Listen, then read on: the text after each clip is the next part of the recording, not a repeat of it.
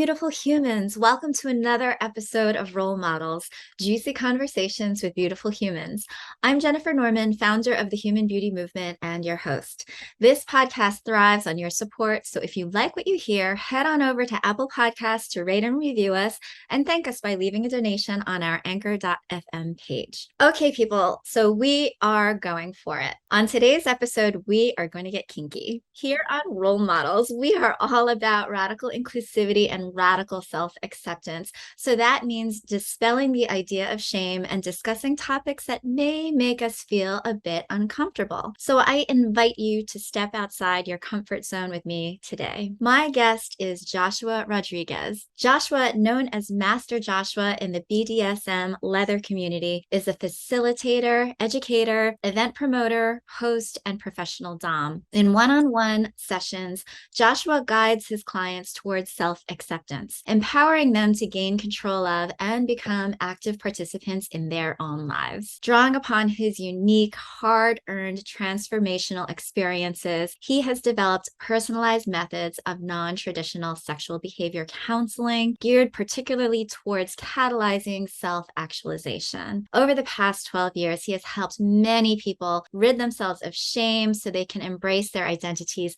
live richer and more fulfilling lives. Welcome, Joshua. Hello, Jennifer. Thank you so much for having me on your show. I'm really excited to share this time with I am so excited to dive in and where to begin.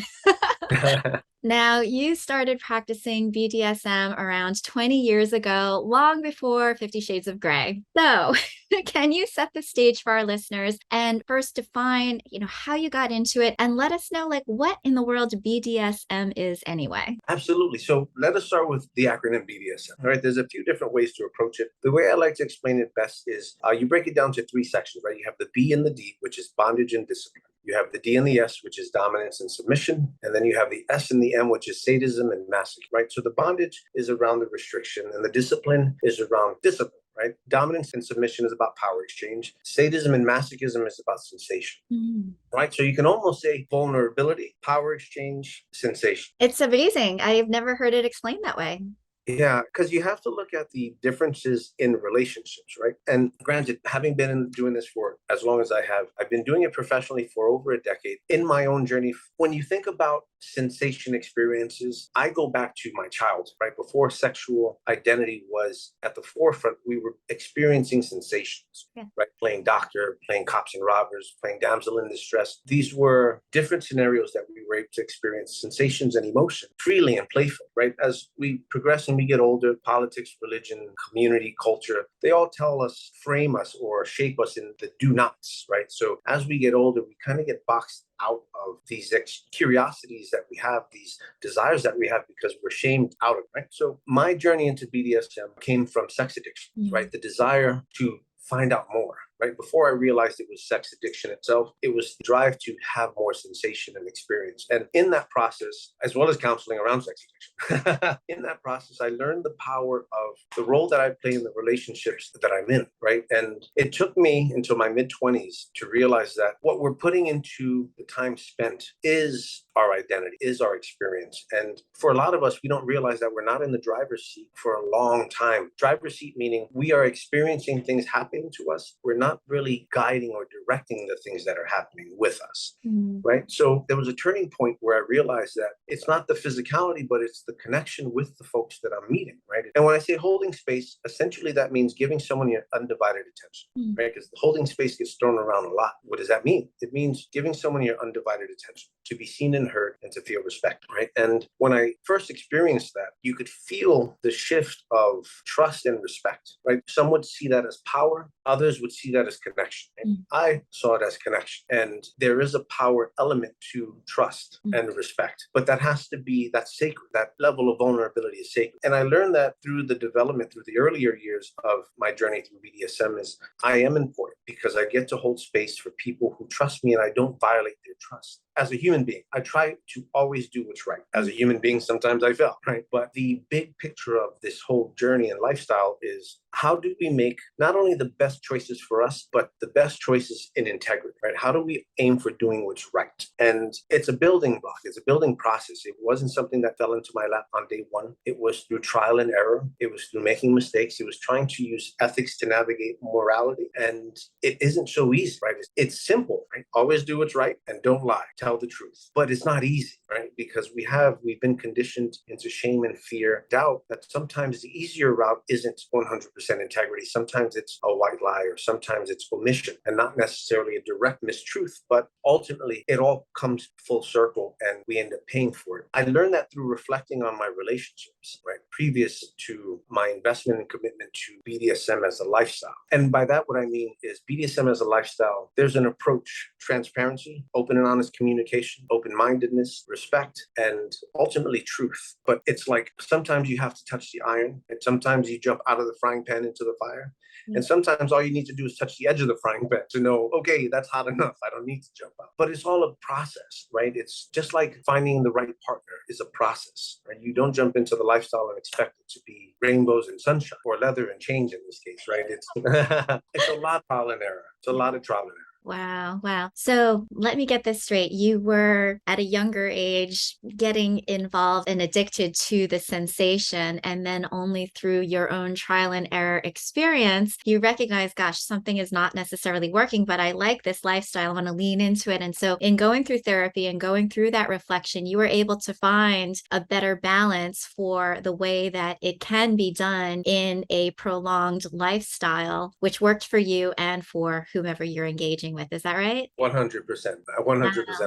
I got Like how you. it. I got it. Okay. Got it. But Excellent. if you think Now, about it, like the premise of almost every relationship we would want, right? Just to be seen and heard and respect and love. And sometimes love is in the form of respect. And a lot of people would not necessarily equate love in the form of BDSM. Some do, Oh, but a lot of people think that they're completely separate. Is that a misconception? huge misconception. So a lot of times sex and BDSM are intertwined for perspective, right? And I can understand that because that's what society puts out there. That's what media puts out there. That's what the internet has all over. But just like anything else, there's a process to getting to that for most people. And the process is, if I'm going to give you the freedom to experience and play with my body, you have to invest into getting to know me, right? Because I won't give you the keys to my car. Why would I give you the keys to my body? Now, that's a perspective.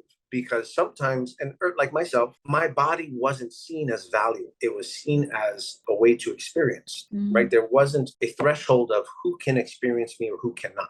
It was just experience. And when I realized the importance of investment and connection, at the very least, being able to sit down and tell me your name, right? Tell me about yourself before we move into these intimate parts, that you're going to be vulnerable and there's repercussions from this vulnerability, right? If it's a positive experience, it grows. If it's a negative experience, it tends to make people retract in and isolate themselves. So there's also a responsibility in understanding the role that we play in the people we meet. This lifestyle, through the processes of connection, negotiation, experiences, it's shown me the importance of acknowledging the roles that we play in each other's lives, because you can have the fly-by-nights and there's nothing wrong with it, right? We all experience what we want when we want it. Yeah, no judgment. Right. At a certain point, I started to feel empty. Right? And what could I do to fix that? And it took me a while to realize that it wasn't anything outward. It was everything internal in my process. And what was I willing to settle for? And what was I not willing to settle for? And once I saw what trust and respect provided in regards to opportunity and relationship, why would I go back? Why would I go back to the possibility of not being seen and heard? Why would I go back to the possibility of being objectified? Yeah. I can take my time and invest it into people. And sometimes it succeeds, sometimes it fails, but I take my time just long enough to get a sign from my gut, right? Because gut instinct is very powerful. We just put blinders on because sometimes what the gut instinct is telling us is contrary to popular opinion, or the short answer to the long problem, right? So being able to find intuition and embrace it, this is all part of that process of being able to invest into relationships that are meaningful in the ways that I need. Now, what do you think is the main reason why people are drawn to BDSM in the first place? So I'm going to go back until the movie 50 Shades came out, right? So that was a very pivotal moment for the BDSM culture, for American society, for the world society, right? What 50 Shades did was make it okay to talk, right? Because I'm a big believer that we all have some, everyone has some. I believe if I had 5 minutes with anyone, I can get it out because it's like what we're looking for are associations. We're not looking for specific actions, but headspaces of vulnerability and power. So 50 Shades opened the door and allowed it to become conversation, allowed it to become accessible and acceptable to a degree. The internet deeply affected the community too, because what ends up happening is we have a lot of Google experts, right? Or internet experts. And there's a difference between learning how to swim by reading a book and learning how to swim by jumping in the water. Yeah. Right. And a lot of people have the great knowledge about swimming out of a book, right? But when you throw them into the water, you can see the hesitancy, you can see the nervousness. And I'm thankful for the exposure that 50 Shades gave the lifestyle because it allowed us to start normalizing the conversation. Now, people come into it because we've all done things when we were younger out of curiosity. We close ourselves off because of shame, society, culture, religion, politics. There's a number of things, right? But the closet of desire starts to fill up and it starts to push against the door. And this is what I believe midlife crisis is. When you realize you get to a point of life that you're not who you thought you were, and you have that inner conflict of something doesn't feel right. I need to find it. And people go different routes. They go buying houses, selling houses, divorce, marriage, right? Whatever it is to bring that instant change to their existence, as opposed to looking inward and saying, what am I not acknowledging about myself? What am I missing from myself? I think people come into BDSM looking for that. General. Others stumble upon it. Others are seeking certain things from it. But I think a big chunk of it, especially after COVID was another turning point. People realize how short life is. And it's like, well, now I got to go live.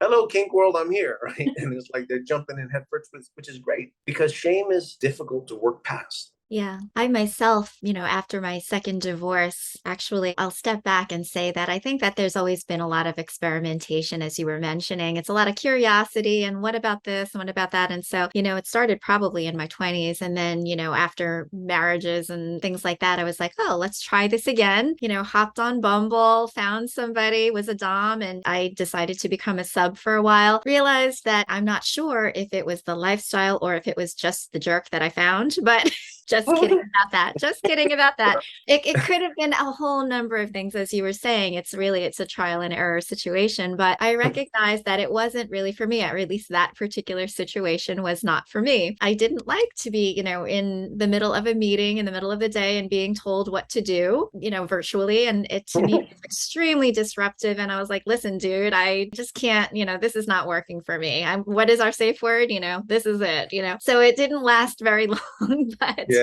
but I was always like wondering, I was like, was it just, that I, think, oh, I'm just going to throw the baby out with the bathwater? Well, like, what does a healthy life, including BDSM, look and feel like versus what maybe a less healthy life, including BDSM? I think a lot of people would be curious as to how to know when they've got it and this is working for them, or gosh, this might be a problem. Yeah, no, I'm so happy you said that. I haven't heard that in a while. It's like folks come in romanticizing this lifestyle because, oh my God, this person's going to come and suit me and give me blah, blah, blah, blah, blah. And it sounds pretty until it's real life. And then you're in your meeting at 2:00 and they're sending send me pictures of your panties. Like, no, dude, like I'm busy, right? So it's all about perspective and experience because you have a lot of folks who are coming into this thinking it's about power. Power is an element to it, but you also have to be considerate of what the other person has going on in their lives, right? Because this is all make believe. All of it is make believe. Because at any time, if you got up and you said, I'm out, what am I going to do? Kidnap you? Now I'm breaking the law, right? And I'm keeping you against your will and I'm violating your consent, right? This is a completely consensual, my approach. BDSM is a very consensual, equal approach, right? Knowing that we'll pretend we're in a dynamic, right? You have your life, I have mine. My goal is to help you succeed and achieve your goals. Your role is to help me achieve my goals and to live the best version of my life that I can. And we work as a team. One isn't serving the other. While there is a power exchange, you have the dominant, you have the submissive, we have responsibilities for each other to be the best versions of ourselves that we can. And the way I like to approach it, the way I like to mentor people into approaching it is that it's not about us independently, individually. It's about us coexisting and co-independent. I want you to have the best opportunities. I want to be your biggest supporter. I want to make sure you can achieve all of your goals. And I will support you every way that I can. And your role would be to do the same for me in whatever way that looks. Now, I have 5 relationships. I'm in a polyamorous relationship. Like, I don't wish polyamory on my worst enemy because it's work, right? It's imagine dealing with one person and their emotions. I'm dealing with 5. right? So it's like sometimes I want to bang my head, but the reward is that much greater, right? So my role, I have slave Mary, who is, and they're all dominant women, all of them. I enjoy being around confidence. It's not a power struggle. I'm not trying to show you I'm stronger than you. You're stronger. It's not that. I'm attracted to the person that you are in your I can do. I am. I'm strong. I'm able. But I'm looking for connection, for someone who sees me as the whole person that I am. That's what I'm looking for. To me, that's my sexual orientation, right? I like to call that leather sexual, right? Because there's a mind frame, there's a perspective and approach that comes with this lifestyle is open and honest communication, integrity, respect, and we can go down that list, but they have to be present, because if they're not present, we're going to play the guessing game all the way up. And I'm 43. I don't have time for that. I have goals. I have partners' goals. I have children. I have life that I want to experience and I want to achieve. I don't want to manage it. Wow. Now, not to say that's not for everybody, because sure stuff, there's people out there who wants their dom to tell them what to wear and all that stuff. And then there's the doms who want to tell their people what to wear. Cool. But define what your goals are, define what's important for you so that you can reflect it with the other person, because we all have our individual expressions of what dominance and submission look like. But how are we communicating, right? There's no common language around that. A little bit of background on myself. I'm sorry, I jumped into this without. Please, yeah, no, that's totally fine. I've been doing the lifestyle, my journey for a while. Like there's different periods of my sexual maturity, I can say, that gave me different experiences and understanding about myself. I was rubbing my aunt's legs in nylons at 5, right? And that was stimulating to me, and my body had responses to that. And that carries on till now, right? I love stuff, right? But I started having sex at 12, right? Culturally, I was told to be a man, you have to have a lot of sex, right? You know, back in the 80s and the 90s, or 92 plus, that's what I started doing. 91, I think it was. I started to have a lot of sex because that's what I thought was expected of me. But that's not real. It's to be a good lover is one thing. To be a good person is a whole different thing, right? And my goal with all of this is to be the best version of myself so I can help you be the best version of yourself. So that we can leave a bigger mark on this planet than when we got here. Beautiful. Yeah. With the situation that I was mentioning before, it got to the point where I think there was a lot of Dom ego in the way, where in this particular situation, which ended it all, he like insisted that I be with him and another woman at the same time. And I wanted to see pictures. I wanted to feel comfortable with the situation. And upon seeing what we would be presented with, I said no, like I just was not interested at all. And he felt that I was defying his orders. And so said, I release you and relinquish you from your submissive duties. And I was like, hallelujah. I was really happy to be out of that. So I was like, that was not the right connection. That was not the right situation at all. Yeah, no, like compliance, because I think about compliance, right? And obedience. And what does that look like? One, I'm not going to have people do something I'm not willing to do myself. 2, through the process and development of our relationship, I'm going to earn this trust. Like the title master, I don't put that on anyone. When I introduce myself, hi, my name is Joshua, and I leave it at that. The title master Joshua is something I like to earn in person, right? I like to earn that through investment and action. I will earn the title, whatever title you give. And it also sounds cool on the internet. So when people say masterjoshua.com, the shit sounds cool for the website, but we're all human beings. Who here knows exactly what's going on? Nobody. Everybody's winging it. Some people are a little further ahead of winging it than others, but no one gave us the manual of life. No one gave us the manual of relationships. No one gave us the manual of intimacy, among many other manuals. So who are we to say obey, right? It's like, have you taken into consideration my reality and the circumstances of and the repercussions of our choices, right? If I'm in a business meeting, I'm not going to get up and tell you or give you, right? This is my priority at this moment, and you have to respect it, right? Respect goes so much further than control. Fascinating. And I love that you have a course that you are offering, which is called People Before Kink. And I think that that is so magical. Number one, the name is priceless. And I imagine that the content in it really helps to create and nurture these kind of healthier situations for BDSM to thrive. Can you give us a little bit of the highlight of what you share with your clientele in your courses? Absolutely. So People Before Kink was created after about 10 years of professional domination. And what I noticed was people would come to me and they'd say, Joshua, I want to work with you. I had a ton of questions to ask because I have to know who you are before I put my hands on, because I have to understand where you're at, where you've been, and where you're going. I think I have a gift in the ability of seeing trajectory within this stuff, within this lifestyle. I've been doing it for long enough to confidently say, I have a clear grasp of what's going on when it comes to BDSM and a person's journey. So I've spoken to a ton of people. What ended up coming out about 2 years ago, 3 years ago, was an intake form, maybe a little more than that. I have an intake form that's about 100 questions. Wow. And the thing is, I don't want to sit with you for 3 hours talking to you. I don't, because I would have to ask you each question. I'd have to give you the opportunity to go think about it and then give me the answer. And it's pretty lengthy because I need to understand, again, your past, your present, your triggers, right? Potential triggers that you may not even know of because of your past. Right. And while we're all different, we're all very much the same. Right. So in that time frame, COVID hit, and it was like, what do I do now? Can't work with people because of the proximity. So what do we do? And I created an intensive with my partner called People Before Kink. And the intention behind that is to empower folks to steer their own journey. Now, this program is great for people who have a hard time connecting, want to connect with community, are the people that go into an event and become wallflowers and don't know what to say, don't understand what the kink journey means, don't understand where they stand within their own journey, right? So it's a very ground level entry point for the inexperienced and for the experienced, for the veterans, because we also get complacent and comfortable with where we're at, right? Whether you're dom or you're sub or anywhere within that spectrum, you find this groove of comfort and you stay in there. Now, I'm a believer that we all fall on the spectrum, dominance and submission. No one's going to be almighty dominant. No one's going to be almighty submissive, but we all fall into a spectrum with the people we meet. And what happens in that is a natural level of power exchange and chemistry, right? Do I feel more dominant to this person? Do I feel more submissive to this person? And these are things, thoughts, and feelings that we have to acknowledge internally. So People Before Kink was created so that we can, there's only also 24 hours a day. I also got tennis elbow, shoulder pain from flogging and spanking and stuff. So it's like, that's another reason why I can't do this forever. But I want to empower people to do it for themselves, right? To stop relying on other people to steer your experiences so that you can get the vocabulary to steer your own experiences.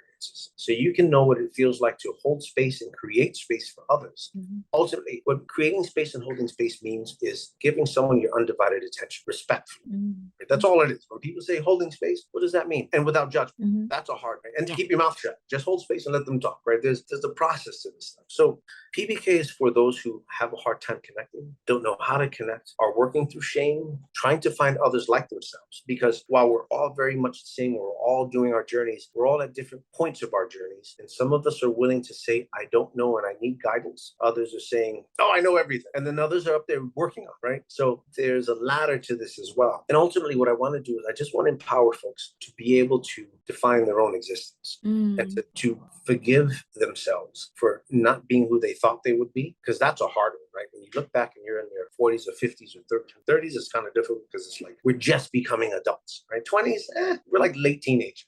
But the 30s is when you realize, wait a second, mischievity is afoot, right? It's like something's not going on right. Like that's when we realize everyone is winging it. Everybody's faking. Like we're faking it till you make it. It's like, well, what does that mean, right? So it's all within that time frame of I want to understand what life means to me. Yeah, that's fascinating. And before you were mentioning your tennis elbow, oh, I'm getting older, I'm 43. Like there seemed to have been a little bit of a subconscious clock going on in your mind. I'm just curious, like how long do you think that this is going to be a big part of your life? Is it going to be a forever thing? Do you think that there are certain people that naturally, come into it and then have a certain life cycle and then edge out of it? Is there a high point or a tipping point? It all varies depending on the people and their experiences. This is going to be part of my lifestyle forever because it's a process of connection. It's not an action. It's not the way we dress, but it's the way we engage with each other. So I will be engaged in this lifestyle until I transition beyond it. So I produce events here in the city. I've been doing that for about 10 years as well. And we have all types of folks all along the age spectrum that come in at different points of their lives.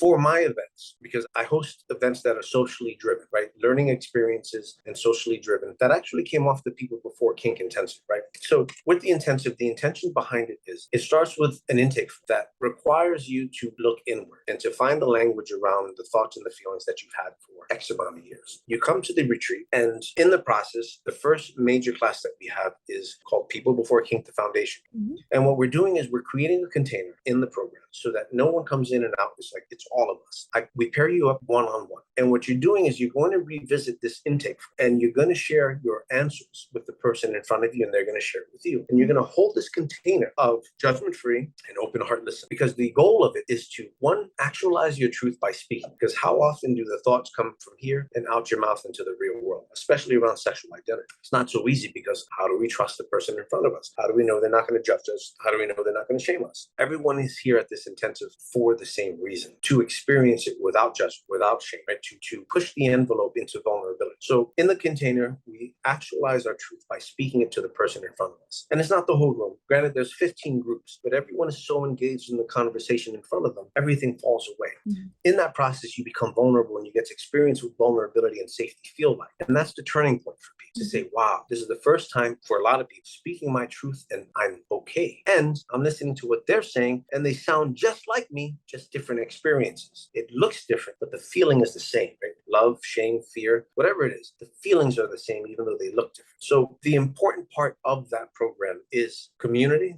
and commonality, right? To see, while we all look different, while we all have so many different things going on, we're all very much the same. Now, we have a spectrum of people that come within the lifestyle, come to the intensives, ranging from 21 up until 90, right? Because everyone hits a different point at a different time. Yeah. Socially, we're given more permission on the surface level, right? What happens underneath that is a little different, but we're given more permission to be ourselves, especially if you're in more urban metropolitan areas, right? The LGBT community is sprawling, and like acceptance is a big thing. Acceptance, I'll put acceptance because there's a huge glass over that, right? And ultimately what it is I think folks are just looking to experience life wherever, and there is no age, right? There's never a too late. I'm writing a book around my experiences around growth, introspection, and professional domination, the life lessons I've learned. And today I was talking about it into a recorder, is what if our purpose here on this planet is just to experience without a timetable, right? And that all of our experiences, positive or negative, or indifferent, they don't transcend with us. Those are the stories we get to reflect on in the afterlife, right? Because who knows what's happening here. Right? So why not run with it? Amazing. That's beautiful. I love that so much. One last thought, and that is that I know that a lot of people who come into kink may or may not have a proclivity to it because of some sort of abuse in either their childhood or early years of life. And so they may approach it thinking that they have an affinity to this, and it's not necessarily the answer that they're looking for. It may actually lead to this cycle of either addiction or something that is not necessarily as healthy. How does one know that when they're stepping into something that it is going to be beneficial and healthy for them versus to a place where maybe it tips into something that looks a little bit more like addiction? I guess where people would have to start is intention. And this is where the integrity matters. Why am I looking to do this? And no one knows. You don't have to tell anyone, but you have to acknowledge and accept it within yourself. Am I looking for this because of my past? And how am I going to work with reframing trauma? Because ultimately it boils down to reframing trauma. Right? And reframing trauma isn't satiating the experience. This is what happened, so I want to recreate it. Reframing trauma is changing the cycle of the process. Right? I have a really great example for this. There was someone I was working with who wanted their hair cut forcibly. Right? Because as a child, they were a child of the 60s, and their parents, it was a male-bodied person, and their parents didn't want them to have long hair because boys don't do that. And so they would shave his head forcibly, and that was traumatic. And in that, what happened was he developed a desire to shave women's hair because he had sisters who were able to grow their own hair however long they wanted, and they almost flaunted it. So out of that resentment, he grew a desire to change that power. Fast forward, connected with someone who they had been in a long-term relationship, and their role was to satiate his fetish. They let him shave their head and cut it and all this stuff forcibly. And I put forcibly in quotes because that was the agreement. Now, however that turned out, whatever, I don't know, because that's years before and stuff that they've experienced. As I was explaining, this is how it came to be. So he sought me out, hoping that I can help him work through this. But in his mind, the working through this was finding a mistress who can tease him about a haircut over a period of time and then slowly cut his hair. And I sat with it. I said, how does this reframe your trauma if it's just feeding creating the fetish. And I said, how about this? How about if you sat down in my chair and I just took a piece off right away? I said, that would jar you. And where the trauma reframing comes from is if I do a quick strip in your head, you're going to be like, holy shit, stop. Right? Now that's going to give you your power back because it's not what you wanted. Right? Triggers, as I've come to learn them, are emotional and physical responses to maintain control over a situation that we had previously lost control of, right? So my question was, how do we not satiate your fetish, but reframe your trauma? And that's what came into Vision. And they were like, I don't know if I want. Well, now you got to ask yourself, what are you doing this for? Yeah. Are you doing this because you want to heal, or are you doing this because you want to scratch an itch? Oh my God, so brilliantly illustrated. Thank you so much for that example. Joshua Rodriguez, you are the master. Thank you so much for helping to dispel shame. Thank you so much for being a role model in the work that you're doing. I'm going to put all of your contact information in the show notes below. I encourage everybody who has a curiosity for BDSM to please look him up, because this could be your saving grace and a healthy way to BDSM. I Enjoy. really appreciate it. Thank you so much. Thank you so much.